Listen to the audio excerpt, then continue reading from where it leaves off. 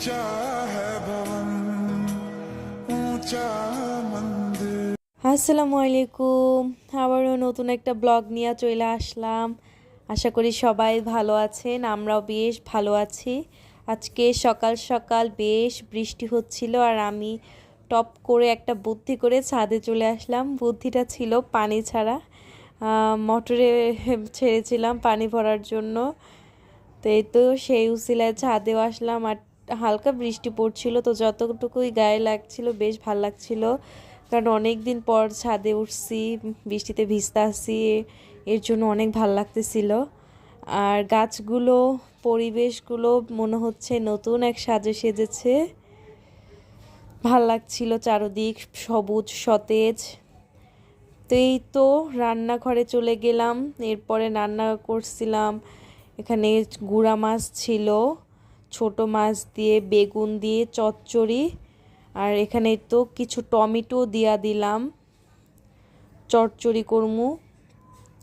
আর এখানে তো করলা ভাজি কইরা নিচ্ছি, আমার করলা ভাজি বেশ পছন্দ, ইয়াম্মি ইয়াম্মি করলা ভাজি। আর করেছিলাম ডাল ভুনা, ডাল ভুনাটাও বেশ পছন্দ, এখানে প্রায় প্রতিটা খাবারই পছন্দের ছিল। আর করবো একটা ভর্তা, পটলের খোসা দিয়ে, পটল দিয়ে চিংড়ি মাছের ভর্তা।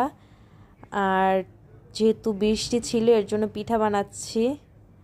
আর এই তো এটা ছিল পরের দিন সকালের একটা ভিডিও। তো পরের দিন সকালেও বৃষ্টি হইতেছিল, যেহেতু আর ছাদে যাওয়ার সুযোগ পাই নাই, তাই বারান্দা বসে একটু হাতটা একটু নাড়ানাড়ি করছিলাম আর পানি লাগাচ্ছিলাম, কারণ বৃষ্টি দেখলে তো আর মাথা ঠিক থাকে না। তো এই তো মানে বিভিন্ন প্রকারে হাত অঙ্গি ভঙ্গি করে আমি হাত ভিজাচ্ছিলাম। আজকে ভালোই বৃষ্টি হচ্ছিল, অনেক বৃষ্টি ছিল। ওই তো নিচে একটু পানিও জমে গেছে, আমাদের নিচেই তো পানিও জমে গেছিলো। আর তো চলে গেলাম সকালে নাস্তা খাইতে। সকালে নাস্তা আজকে ছিল ব্রেড দিয়ে ডিম ভাজি, আর যেহেতু বৃষ্টি তো ভাবলাম দুপুরে একটু খিচুড়ি রান্না করি।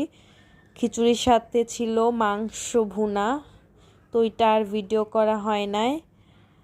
তো বিকাল সন্ধ্যার দিকে একটু বের হয়েছিলাম বাহিরে, টুকিটাক একটু কাজের জন্য, ফোনের একটু সার্ভিসিং করার জন্য।